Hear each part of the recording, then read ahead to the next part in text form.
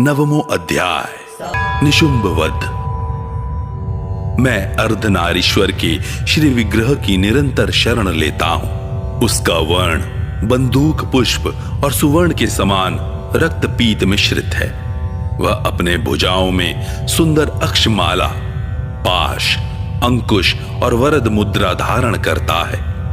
अर्धचंद्र उसका आभूषण है तथा वह 3 नेत्रों से सुशोभित है। राजा ने कहा,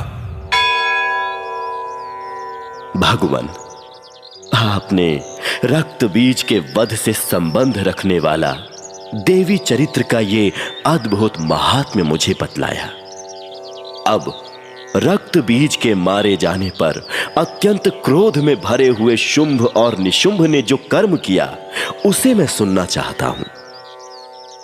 ऋषि कहते हैं, राजन, युद्ध में रक्त बीज तथा अन्य दैत्यों के मारे जाने पर शुंभ और निशुंभ के क्रोध की सीमा न रही। अपनी विशाल सेना इस प्रकार मारी जाती देख निशुंभ अमर्ष में भरकर देवी की ओर दौड़ा। उसके साथ असुरों की प्रधान सेना थी। उसके आगे, पीछे तथा पार्श्व भाग में बड़े बड़े असुर थे, जो क्रोध से ओठ चबाते हुए देवी को मार डालने के लिए आए। महापराक्रमी शुंभ भी अपनी सेना के साथ मातृगणों से युद्ध करके क्रोधवश चंडिका को मारने के लिए आ पहुंचा।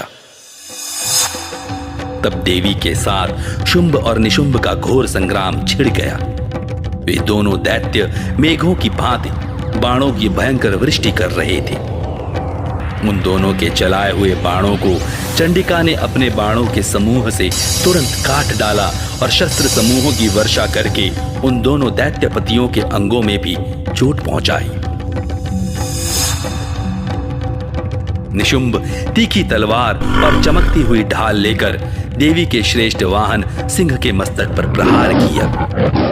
अपने वाहन को चोट पहुंचने पर देवी ने क्षुरप्र नामक बाण से निशुंभ की श्रेष्ठ तलवार तुरंत ही काट डाली और उसकी ढाल को भी,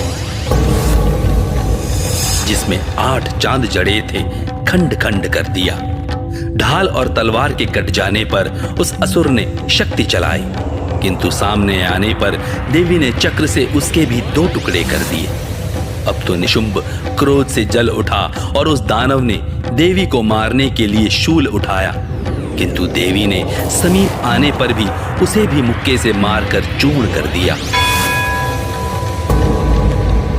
तब उसने गदा घुमाकर चंडी के ऊपर चलाई, परंतु वह भी देवी के त्रिशूल से कटकर भस्म हो गई। तदनंतर दैत्यराज निशुंभ को फरसा हाथ में लेकर आते देख देवी ने बाण समूहों से घायल कर धरती पर सुला दिया।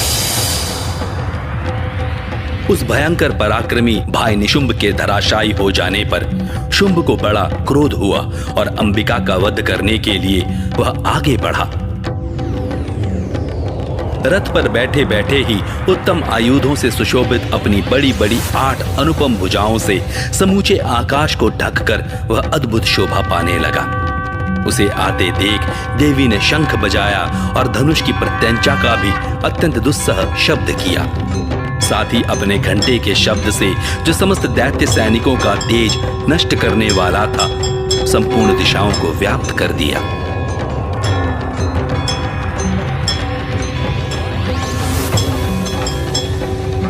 तदनंतर सिंह ने भी अपनी दहाड़ से, जिसे सुनकर बड़े बड़े गजराजों का महान मद दूर हो जाता था, आकाश, पृथ्वी और 10 दिशाओं को गुंजा दिया। फिर काली ने आकाश में उछलकर अपने दोनों हाथों से पृथ्वी पर आघात किया।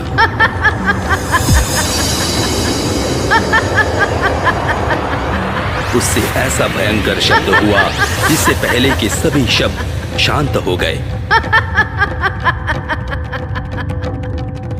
तत्पश्चात शिवदूती ने दैत्यों के लिए अमंगलजनक अट्टहास किया।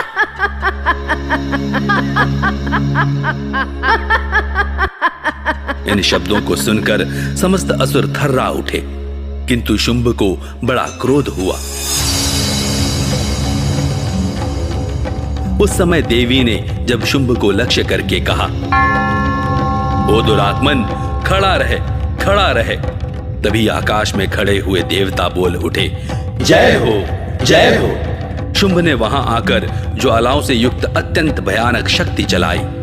अग्निमय पर्वत के समान आती हुई उस शक्ति को देवी ने बड़े भारी लूके से दूर हटा दिया। उस समय शुंभ के सिंहनाद से तीनों लोग गूंज उठे। राजन, उसकी प्रतिध्वनि से वज्रपात के समान भयानक शब्द हुआ, जिसने अन्य सब शब्दों को जीत लिया। शुंभ के चलाए हुए बाणों के देवी ने और देवी के चलाए हुए बाणों के शुंभ ने अपने भयंकर बाणों द्वारा सैकड़ों और हजारों टुकड़े कर दिए। तब क्रोध में भरी हुई चंडिका ने शुंभ को शूल से मारा। उसके आघात से मूर्छित हो वह पृथ्वी पर गिर पड़ा। इतने में ही निशुंभ को चेतना हुई और उसने धनुष हाथ में लेकर बाणों द्वारा देवी, काली तथा सिंह को घायल कर डाला। फिर उस दैत्यराज ने 10,000 बाहें बनाकर चक्रों के प्रहार से चंडिका को आच्छादित कर दिया। तब दुर्गम पीड़ा का नाश करने वाली भगवती दुर्गा ने कुपित होकर अपने बाणों से उन चक्रों तथा बाणों को काट गिराया। यह देख निशुंभ दैत्य सेना के साथ चंडिका का वध करने के लिए हाथ में गदा ले बड़े वेग से दौड़ा। उसके आते ही चंडी ने तीखी धार वाली तलवार से उसकी गदा को शीघ्र ही काट डाला। तब उसने शूल हाथ में ले लिया। देवताओं को पीड़ा देने वाले निशुंभ को शूल में हाथ लिए आते देख चंडिका ने वेग से चलाए हुए अपने शूल से उसकी छाती छेद डाली। शूल से विदीर्ण हो जाने पर उसकी छाती से एक दूसरा महाबली एवं महापराक्रमी पुरुष खड़ी रह कहता हुआ निकला। उस निकलते हुए पुरुष की बात सुनकर देवी ठठाकर हंस पड़ी और खड्ग से उन्होंने उसका मस्तक काट डाला। फिर तो वह पृथ्वी पर गिर पड़ा। तदनंतर सिंह अपनी दाढ़ों से असुरों की गर्दन कुचलकर खाने लगा।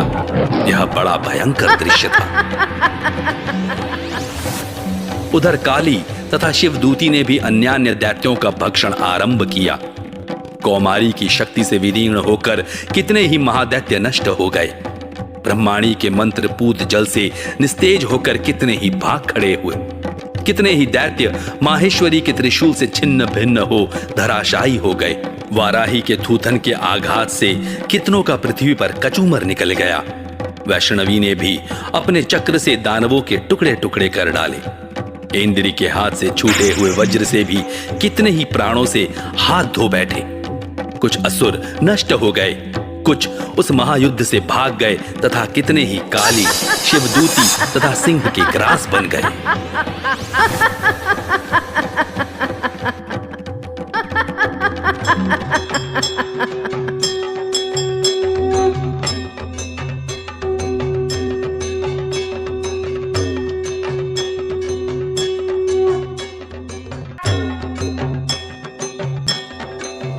इस प्रकार श्री मार्कंडेय पुराण में सावर्णिक मनवंतर की कथा के अंतर्गत देवी महात्म्य में निशुंभ वध नामक 9वां अध्याय पूरा हुआ।